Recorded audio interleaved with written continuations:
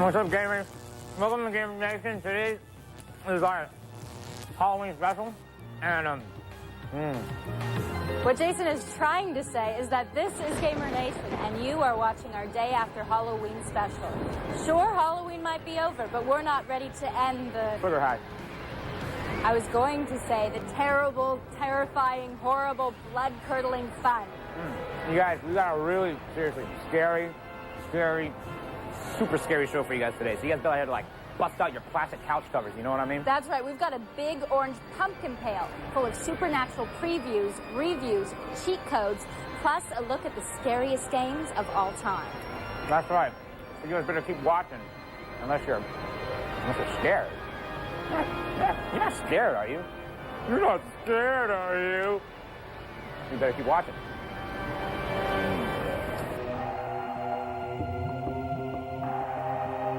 Gamers, bust out your garlic and your steaks. No, we are not about to have dinner, but actually we're going vampire hunting. Castlevania, Lament of Innocence. Yes, Castlevania is back, and actually hopefully bigger and better this time. It's technically the second game that's completely 3D, but some of you guys know about the N64 disappointment, but hopefully our man Jeremy Dunham from IGN can shed us some light about this one. Jeremy, tell us a little bit about Castlevania. This is actually kind of a remake of all the series in a way that it goes back to the very beginning, tells the story from the standpoint where it first started, how the Belmonts first started fighting Dracula and his minions. How does this one compare to the N64? It's actually a lot better. First of all, it's a lot more fun, which is the most important thing. But the level design is a lot more dynamic. There's a lot more enemies. Overall, it's a much better game. Looks better, slicker, better controls, everything. Now, it's completely 3D, so it's not 2D. Now, how would it compare as far as the gameplay, sound, and the feel compared to other Castlevanias? It's definitely among the top in terms of the presentation aspects. It's the 3D camera does pose a couple problems here and there when you're jumping, doing a lot of platforming elements. But for the most part, with the ability to go anywhere you want and explore everything, it's really open. Now, I would say probably for most gamers, Symphony of the Night was the hugest, the biggest one of all. But how would this one, would it be bigger than Symphony of the Night? Not quite. Symphony of the Night is still a much larger game on the whole, but compared to other games like Rygar and Devil May Cry, this is a much bigger action-adventure game than either of those two, and it should still offer about 10 to 15 hours worth of gameplay right off the bat. What is the IGN Jeremy rating? I definitely recommend it. Good stuff. Yeah. All right, so it seems like there's a recommend for that from Jeremy from IGN. And over to my left, what's your name? Gary. Gary. So just playing Castlevania, Lament of Innocence right now. Initial reaction? It's better 3D graphics, better challenge, more enemies to fight, more weapons. I recommend it out of anything. So it's a definite recommend? Yes. All right, there you guys have it. We got two recommends, one from the consumer and one from the expert. That's Castlevania, Lament of Innocence. Make sure you guys grab it out there. Hey gamers, you guys are in for a treat. Now, if you guys like to play games where you get to mash and bash a bunch of bad guys with your friends and not alone, this next game, The Hunter, The Reckoning Redeemer, definitely is for you. And actually, my man, Aaron, I'm not sure if I should call him Aaron, but you guys know IGN, but I think today IGN changed his name for a day to IPN, to the International Players Network. We have the very one himself. It's not Trick Daddy, it is the A-Daddy, Aaron, from IGN. Yo, Aaron, what's going on, man? What's happening, man? I gotta tell you, I like this costume right here. This is real nice. We in Super Mario World, ain't we? Yeah, we in Super Mario, bling blinging world with my man Aaron. But tell me about the Hunter, Reckoning Redeemer. Why do they even call it that name? The title is a little confusing, isn't it? You have Hunter the Reckoning, which is the name of a pen and paper RPG that the video game is based on. And then you have Redeemer to let you know that this is a sequel, a little something different, because the original Hunter the Reckoning came out last year. Now, I have to get this question off my chest. Why don't humans and vampires ever get along, especially like in a game like this? You know, I don't know. Why don't humans and vampires get along? I mean, we know that vampires need our blood to live, but why can't they go after ostriches or squirrels or something like that? Why do they have to come after us? You don't have to answer that, because I'm going to tell you. It doesn't matter, because it works for video games, and that struggle between humans and vampires, that's part of what makes Hunter the Reckoning Redeemer a lot of fun. Now, the Hunter, the first one came out last year. How does this one compare to the predecessor? A lot more of the same. You had wave after wave of enemies coming after you. You had to just hack and slash your way through them, use special weapons and things like that. A lot of the same stuff, but really, it just looks a lot crisper, a lot cleaner, bigger, better enemies, brighter, all that stuff. So what is the A-Daddy rating?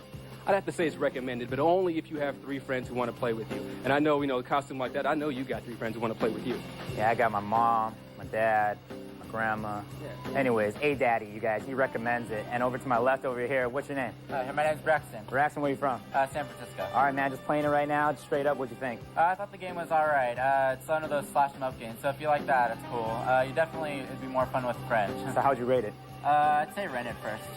Okay, so there you guys have it. Make sure that you guys have friends to play it with. If not, probably want to rent it first. Hunter the Redeemer, and also got Jessamyn over there. I'm over here with Michael from San Francisco. So what do you think, Michael? Well, I thought the game was all right. It doesn't seem to go past just finding things to kill, but I think I would rate it, I'd rent it. All right. So no redeeming for the Hunter over here.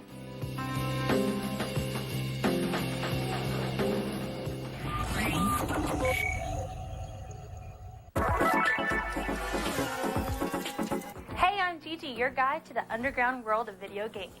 And today, I have some of the most mind-numbingly, pants-sweatingly scary cheats for you guys. Up first, I have a Silent Hill 3 code that's going to make you the envy of all your buddies. Now, how do you make a 17-year-old girl into an IGN editor? Well, I'll just have to show you.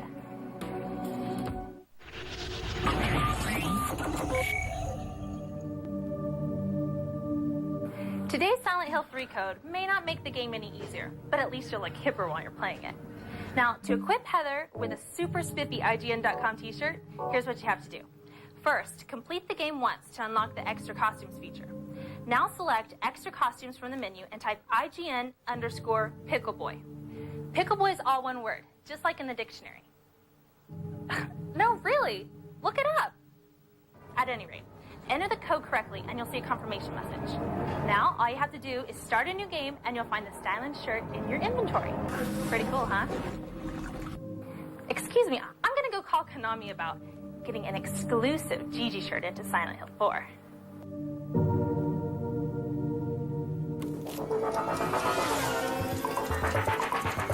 All right, what's up, all you Kain fans out there? You guys are going to like this one. Legacy of Kain Defiance is back, and this time it actually breeds both of the branches of games together where you guys get to play Raziel and Kain up to your liking. But, you know, who really wants to play Raziel when you can play Kain, man?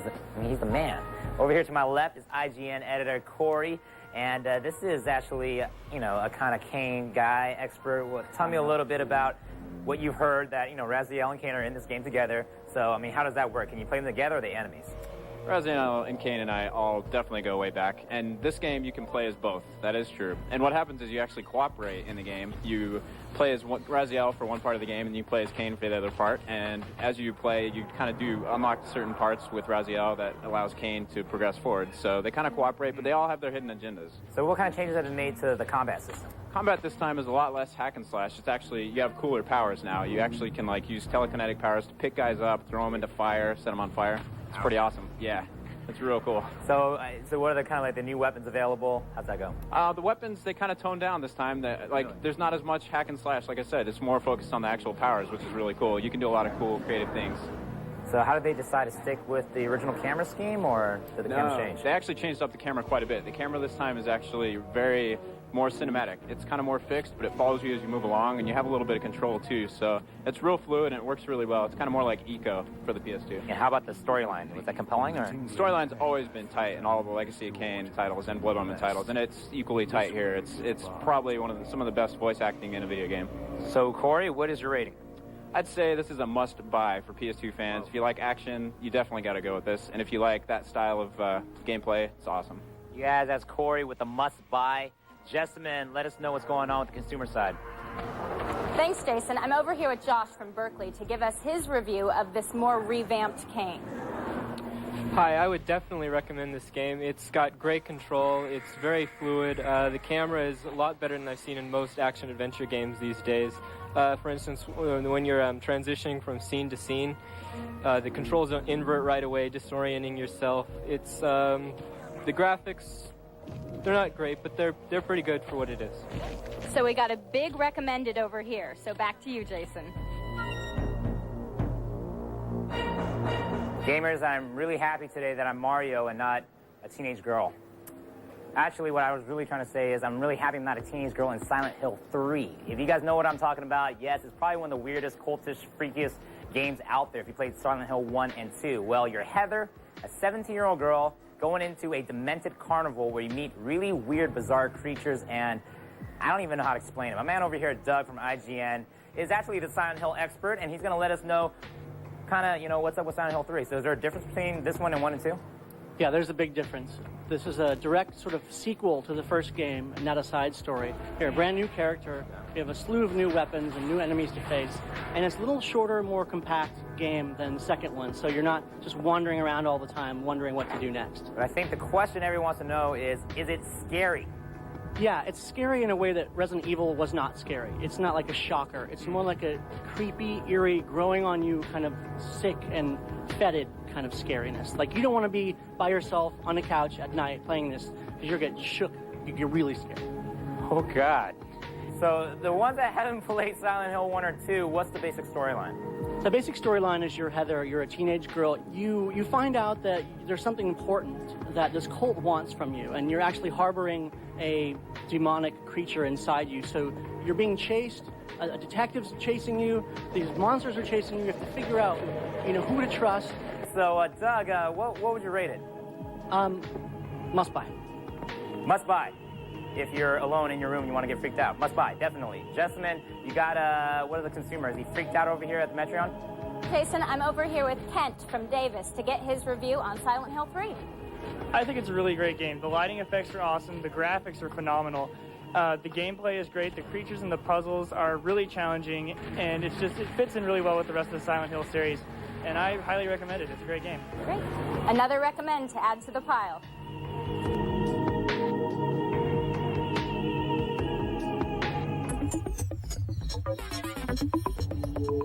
So if the scariest thing you saw this Halloween was a 4-year-old in a Harry Potter costume, then you're definitely going to want to stick around as people cast their votes for the scariest video game of all time.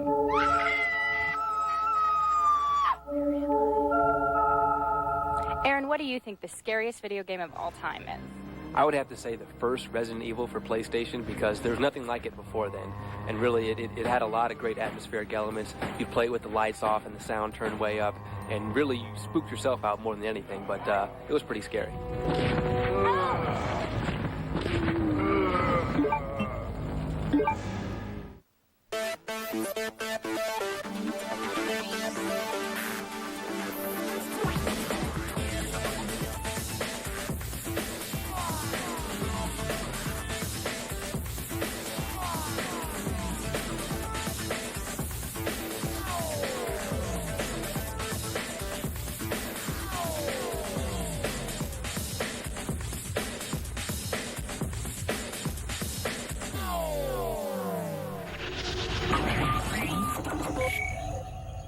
Chris, in your opinion, what is the scariest video game of all time?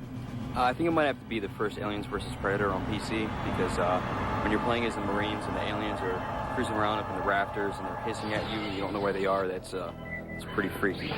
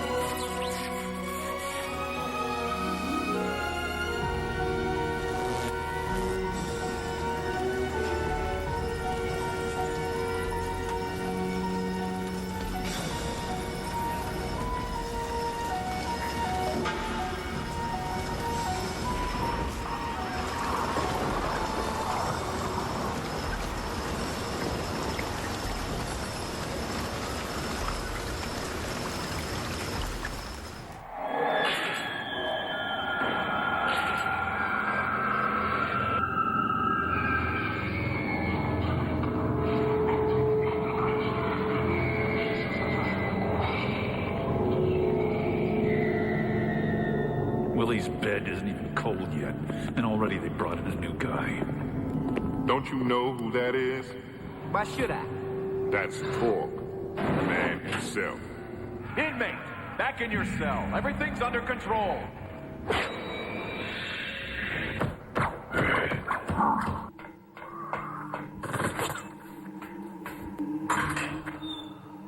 I think I see something. Move the light over there.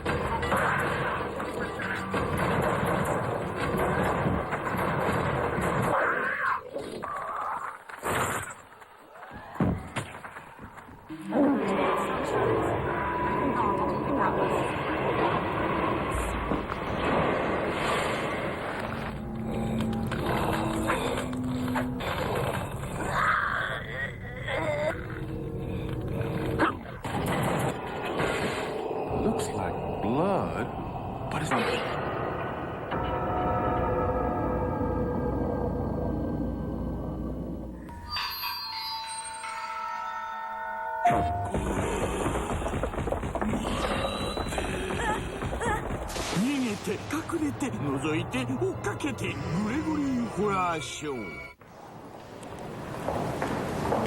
Capcom. Hey Doug, what is the scariest video game of all time? The scariest game that I've ever played was Doom 1, and that was because it was just stinky, scary, frightening. But probably the freakiest, most supernatural game I ever played was any one of the Silent Hill games, Silent Hill 3 in particular.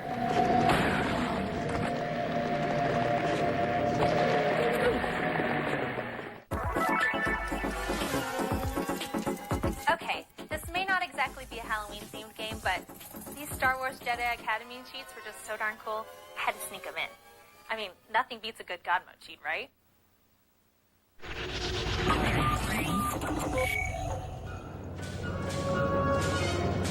Okay, first off, you need to enter the cheat menu. To do this, hold down the shift and the tilde keys. Then type DEVMAPALL, and you're good to go.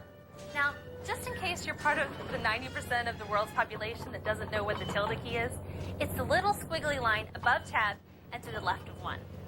Now that you've got the cheat menu up, here are some codes to get you started. For God mode, enter God. Makes sense, doesn't it? To become invincible, type in no target, all is one word.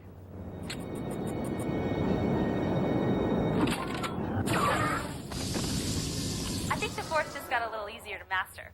Well, that's all for now, but I can't wait to cheat with you again next time on Gamer Nation. Chris, what is the scariest video game of all time?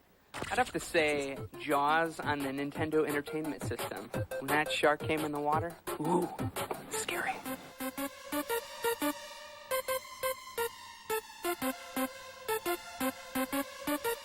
Hey, gamers, I'm Gigi, and ooh, do I have some treats for you today.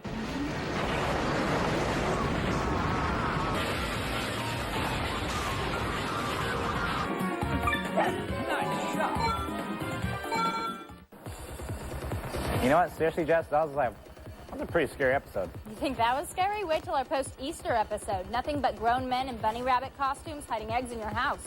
That's right. We also got other post shows, like our post-Christmas show. We also have our post-Hanukkah episode, our post-Kwanzaa episode.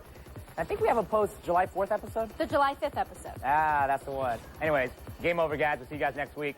This is Gamer Nation. I am Mario. I am Mario. I am Mario.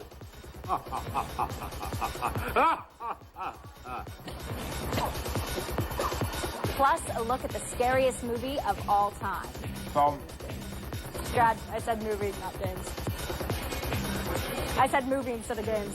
I know! No more games! Nothing but grown men in bunny rabbit costumes hiding eggs in your house. You think that's scary? Wait till our... Try it again. Dan, what do you think the scariest video game ever made is?